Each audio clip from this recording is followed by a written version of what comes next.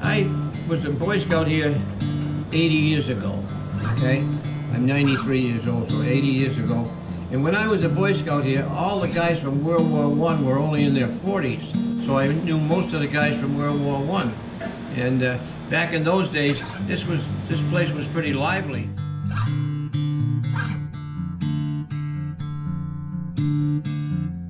That was built by the Langston Millers. For his daughter? His daughter, who married Van Cleek. Oh, And okay. that's why they named the street. Van Across the Cleek. street, Van Cleek Road. And it was taken over by What's the monument Eleanor sign? Cole was Eleanor Cole and her sister. Eleanor Cole's sister, neither one of them were married at that time. They had a gift shop over there for several years. There, right? I was over there right in front of the bandstand when the hurricane blew in about 3 o'clock in the afternoon, and I lived right across the street from Jimmy Colello on Play Street, and I couldn't ride my bicycle, the wind was so heavy. But I was also standing in the same place when the Hindenburg went over on the way to burn up at New Jersey. I saw Your it, fault. and I'm telling you, it was big. Was there I thought there was a trolley. I thought somebody told me there was a trolley that went down Main Street. It or was, 109. it was, but that was way before my time. Right. But I remember on the street where I was born, from LaCroix's Corner, what's the name of the damn street there? Pleasant Street. I remember when the tracks were torn up at the first part of the war. They tore the tracks up in the, everybody in Mills and Medway had the railroad ties, you know. Well, my father worked there for 35 years. And What did he do there? he was an export manager. Oh, cool. So he was during the Depression years. He was Yeah. working for them? Yeah, he started there in 1927, I think. Those were the good 27. days. Those were the good days of the 20s. And he right? retired there in 55 because he had cancer. Uh-huh. But everybody knew Millis from Clico. pretty Oh, much, sure. right? Yeah. Yeah. And you look on the maps today, and it even says Clico Station. Clico, yeah. Yeah. Yes. Yeah. Which So they they were. borrowed the name from French Champagne, right? That's right. Oh, yeah. You go up to the town office, Yeah. Yeah. and you see all the pictures of Clico Club. Yeah. Great. Well, I'll tell you how that got there. LaCroix was the guy that collected all of this stuff, and he had a whole house full of it, and he wanted to sell it, okay? So he contacted Julius Rosen, Vincent Gannon, and myself, Was it Paul LaCroix or his dad? Paul LaCroix. Okay. He was the guy that collected all of this stuff. He had a house full of it. Yeah. So we went over his house, and he said, I want $5,000 for it, okay? And I said, well, I'll see if we can get the money. So anyway, I took pictures of everything to make sure that I got what we were going to try and get. So through my father, I knew the lawyer, Earl Kimball's lawyer. His name was Black. He came from Providence, Rhode Island. And so I knew who Black was through my father. I knew how to get a hold of Black, and I did. So we invited him up. Julius Rosen, Harold Curran, myself, invited him up to, it was the little Clico restaurant, which is the office of where Rosenville is now. And I said, look, we need some money and for the Clico display. And he said, well, I'll give you half of it. And I said, well, that ain't good enough. We need some more. Make a long story short, he gave us the money, and I gave it to LaCroix, and we put all the stuff up. Charlie Becky put it up with me, and Julius Rosen and Gannon, and that's how it got there. That's very cool. And all the stuff on the wall, all the World War II stuff, World War I stuff, I put it all there. That was our room for the chemistry room when I was in high school. Oh, that's That's right. why there's all the glass on the sides. Yep. Did you talk about Ruberoid and what you used to make there and What you did. what you did there? And we're not going to talk about the stuff we buried. Well, And they just cleaned up. as I told you, there was some of us in school that we were with this in the first part of the war. We were old enough. You could you could go to work at 14 years old. They changed the rules. And we worked at, we'd go to school at 7 o'clock in the morning and down at noontime, and some people worked at the shoe shops, and I went down and worked at Ruberoid. So I learned to, because they didn't have enough people to run everything, I learned to run about it took 30 people to run the roofing machine. It was 400 feet long and 4 stories high. I left there and went into service and came back, and I went on the job. I took this training to be a tool and die maker in Rhode Island, and I was there for about a week. And George Saris, who was the general roofing foreman, came to Rhode Island because he knew me, being there before. He says, I need you up to Ruberoid. Can this job come back to Millis? And I did. And I spent 26 years there. And I ran the night shift for years, and I became the general roofing foreman. So anyway, after I quit, Lynn Sand said, hey, we need a superintendent up there to run the quarry. So I went up there, and I was there 3 years, and I learned a lot about explosives, because we used to use a lot of explosives. And so I got into the explosive business. And anyway, I got in a fight with the owner's son, and I got fired. Really? All those families. Millis had me down there one time going over the years. They wanted to know what was buried there, and I knew what was buried there because I was there. There was 2 freight cars buried down there, you know, asphalt tankers, Really? and I knew where they were. And Are they still there? They No, cleaned they it up dug 'em now, I think. They dug them up. One was out back, and one was by the Was that boiler. recently? Really? Oh, GAF had you go back and tell them? Yeah, years ago I did, yeah. That's so cool. So I wonder, did you see the sign in Niagara that has all the streets? And we were trying to figure out how they could tell where there was a fire. There was like this huge antique sign. It was all handwritten with the street I know, I'm names. the kind of I gave him one, I gave the one down town, I had a whole bunch of them. No, the Seriously? big wooden one. The big wooden one? No, the cardboard one. Okay. Whoever would report the fire, the first guy would write on the board where it was and then plug in the whistle, and everybody else that came out, all they had to do was look at the board and They would know where to go. Or if they could, Roach Brothers there was a sawmill there, and right out here, they couldn't get by this square here for weeks because there was a whole pile of big pine trees and they fell down like pickup sticks. Because you didn't have, in those days, they didn't have chainsaws, everything had to be crosscut saws, you know. Yeah. But that's where the wood was cut up, was down there. Was there an airport in Millis? Up in Isabickies, there were 10 planes at one time, and Which is Oak Grove Farm now. which is over on That was on Ridge Street. Yeah, and it started with a guy by the name of Leo Grasso, who came from Dover, and he had a what they call it, World War I training plane, and he on Exchange Street, and he'd fly over, and he'd whistle. He said, "Holler down, send Shirley," and I'd hear the plane. He said, "Send Shirley up the field," and the field was Isabickies. So he started flying in because there was enough room to fly that damn thing in there. But at one time there was 10 planes up there, and Ernie Ramsdell and I used to, with our bicycle, used to haul gas from Lipson's Tidal station because it was the only station that had white gas in it. And you couldn't have lead gas in those old airplane engines. So we used to haul the gas up there.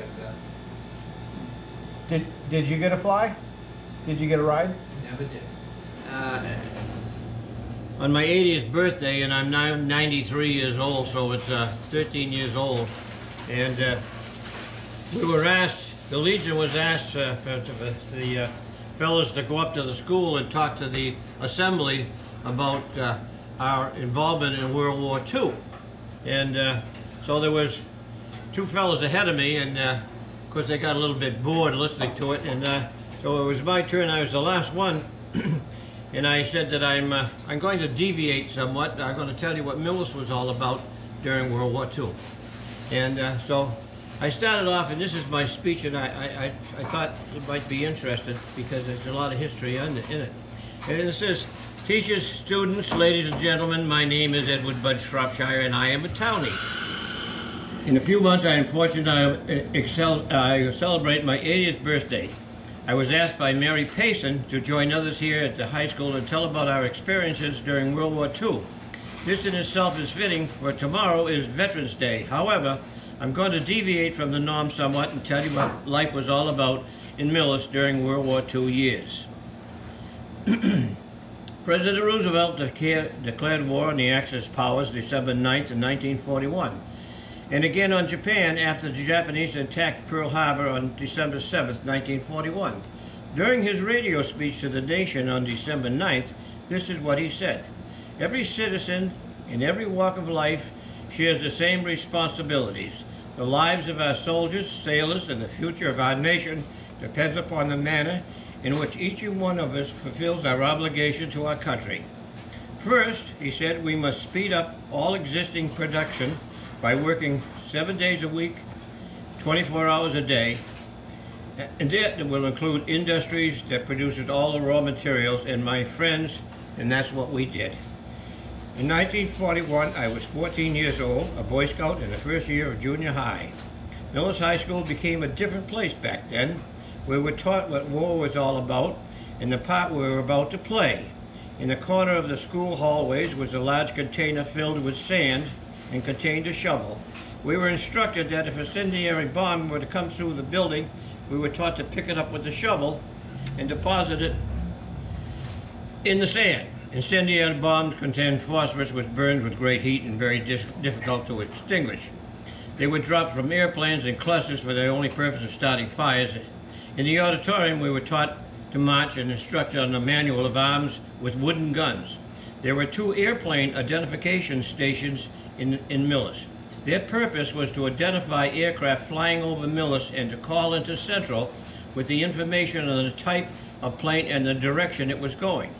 One station was located on the roof of the Millis High School, and the other was on a tower on the Christian Herder Farm. High school students, including myself, and other volunteers manned these stations. The high school hours were changed from 7 o'clock in the morning start to 12 o'clock noon. Those of us who were capable would go to work in the shoe shop, the safe pack, and work the second shift. The average pay at that time was about 40 cents an hour. Many of us would work until 11 p.m. and go home and back to school at 7 o'clock in the morning. Not a whole bunch of time for homework in those days. We were lucky if we worked all week, we could make as much as $16 in a week. The mills in Millis were Safepack, now GAF, Joseph Herman Shoe. Safepack produced waterproof case liners for overseas shipping containers. What that is you take the paper that's similar to that in a paper bag and you laminate it with asphalt in between, and it makes it a waterproof paper.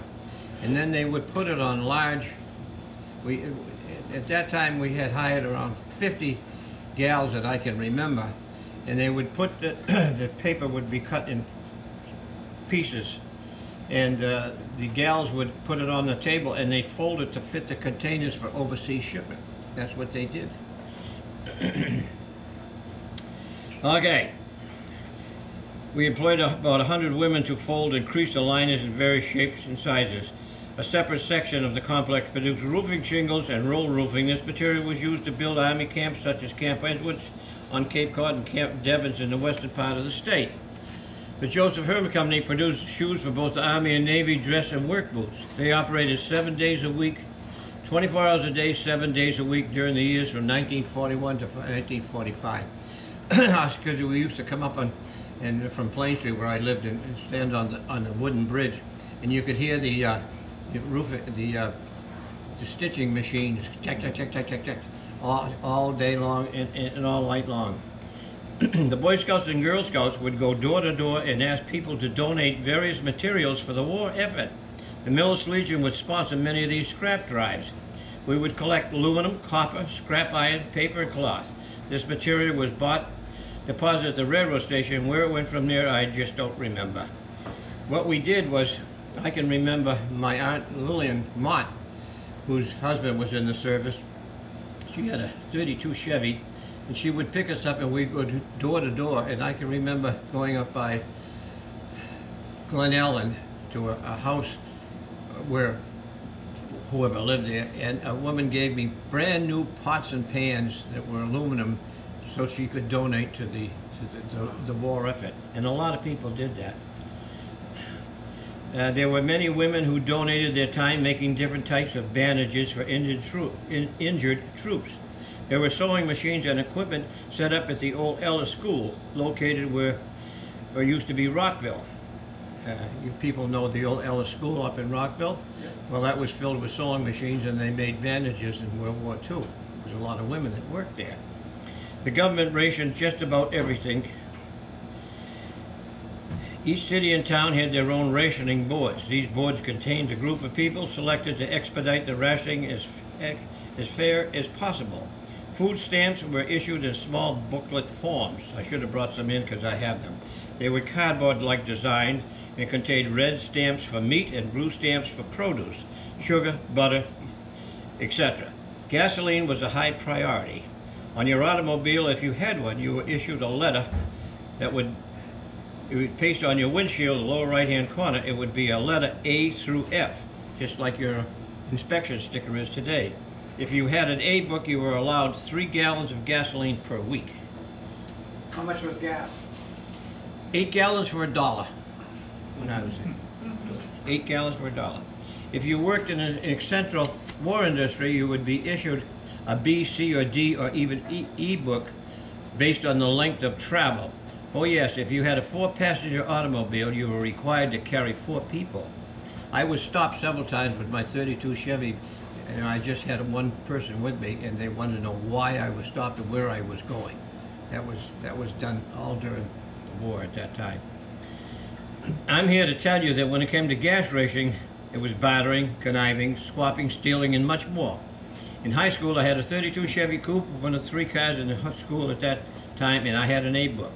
When you went to the filling station attendant would take one of your stamps. Gas rationing was never a problem for me because after school I worked at the State Pack, which is Rubroid, where the asphalt was delivered by trucks from the seaport of Rhode Island. It was, I forget the name of the company. And when they would come down with their truckloads of asphalt, they would let us go out and siphon gasoline out of their trucks. So we had more gasoline than we knew what to do with. And automobiles tires were at a premium because of rubber was the most essential for our fighting equipment. Rubber tires for trucks, jeeps, tanks, treads, coats, boots, and much more.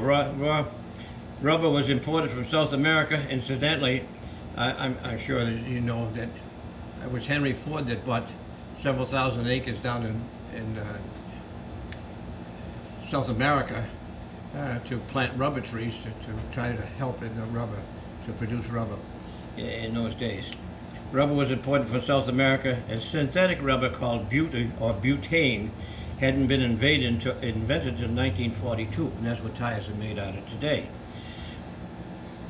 Rayon was invented in about 1916. Nylon and the polyproducts hadn't been invented yet, so wool, cotton, and rayon were the essential for most all the clothing.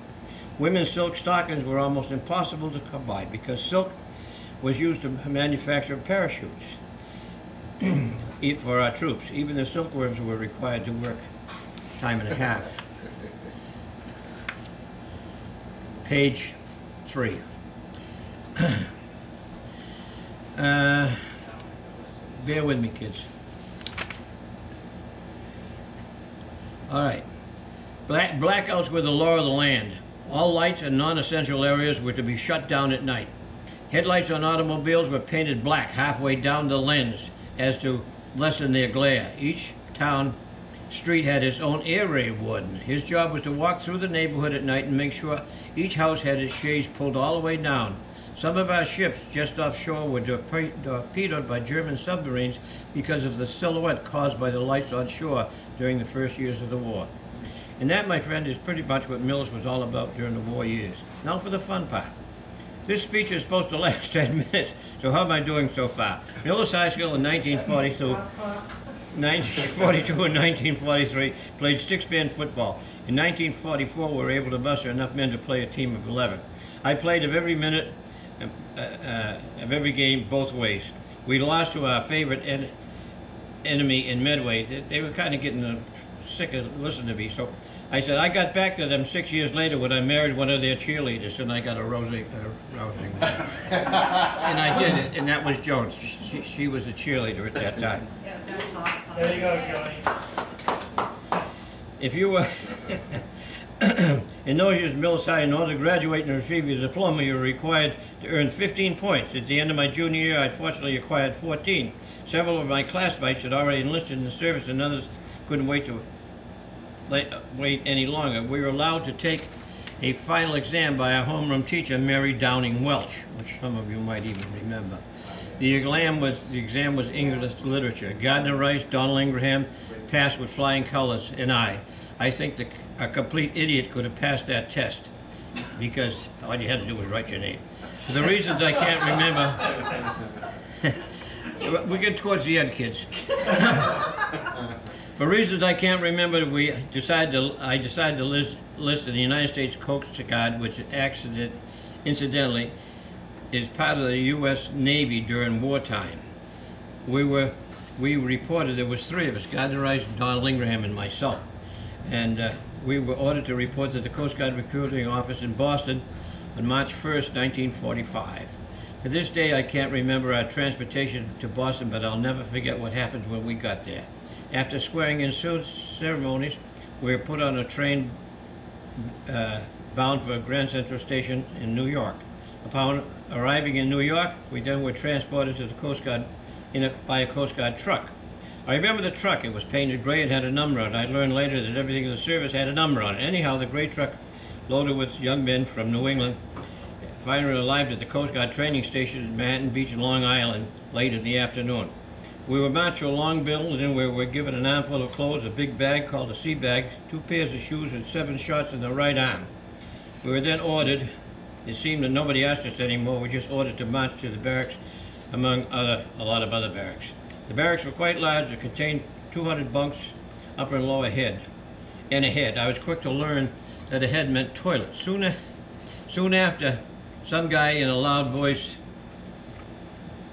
hollered, "Turn out the lights." By then it was quite late and very dark. Some with a trumpet played something over a loudspeaker, and then all systems were quiet.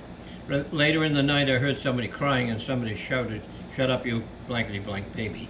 We found out that morning that the guy who shut up last night had a lot more to say. He was a large man in a white Coast Guard uniform with a lot of stripes on his arm, and he was a bosun mate, and his name was Shagan. He informed us what we were going to do and when we were going to do it, and where we were quite sure he meant every word of it. The next 4 weeks of training on Manhattan Beach were interesting and informative. We were marched to classes, even classes how to kill people. On march, everywhere we went, it seemed that those people liked to march. After 4 weeks of basic training, we were allowed to choose the branch of Coast Guard we were interested in serving. I always was interested in anything to do with the ocean, so I asked for sea duty. Shortly after, I was transferred by truck to 14 New Chambers Street in Lower Manhattan. From a small hotel, we marched to an old ferry boat where an equally old sea captain schooled us on steam pumps and triple expansion steam engines. These engines were used on most Liberty ships in the part of the war. They were later replaced by steam turbines. Liberty ships carried most of the supplies and equipment to Europe and Pacific operations during the war. Mass production, I think, produced Liberty ships. Liberty ships were produced, the convoys, approximately every 3 days. It is recorded that the United States lost 800 ships in World War II. From the ferry boat, I was transferred to a Naval War College in New York, where I studied evaporation systems. This is the process of making fresh water by boiling and condensing salt water. On completing that course, I was ordered to join the crew of the USS Monticello, AP-61. Picture of it's on the board up there. AP-61 stands for Earth Armed Personnel Attack. Everything had a number, which was docked at the naval base in Norfolk, Virginia. We loaded 7,000 troops for replacement in Europe. I heard it was for the 101st Airborne. We shipped out to sea, and our destination was Naples, Italy. We headed south around Bermuda, across the Atlantic, up by the Azores into the Mediterranean Sea. The southern route, I was told, was chosen because German subs were in the North Atlantic, and our twin turbine propellers propelled us at 28 knots, and we could outrun the speed of submarines, or only could do 18 knots at that time. It took 3 days to unload and reload the troops. We saved our hitch and headed back for the good old USA. I was not a hero. I would have liked to have been, but where I was, the war was always someplace else. When I was fighting in the when I was in Italy, the fighting was in northern France, and when I was in the French ports of Le Havre and Marseille, American troops were crossing the Rhine River into Germany. I made 6 trips across the Atlantic, or 12. I was about 25 feet below the waterline in the bilges and saw little about anything that was going on above me. But my experiences were 10 minutes. And probably I'm over that by now, which I probably am. I might be interested to tell you about the USS Monticello, my ship. My ship was 650 feet long, 10 inches long, and about 2 football fields. It had a beam. It was wide of 72 feet 6 inches. It weighed 32,000 tons. It was armed with 5-inch guns, 3-inch 50s, and a whole bunch of 45 caliber machine guns. She was operated by a crew of 494 men and carried 7,000 troops. And on my watch, we ferried 42,000 people across the Atlantic Ocean. In closing, I'd like to tell you about an enjoyable experience in my wartime career was when we returned from Europe and entered New York Harbor past the Statue of Liberty and docked at Pier 8 with our troops. They had spent the past 3 years fighting for the freedom that we all enjoy today. Bands were playing, mothers were there, wives and girlfriends were waiting. Wow, what a reunion, I'll never forget it. And then the end. Parts of interest.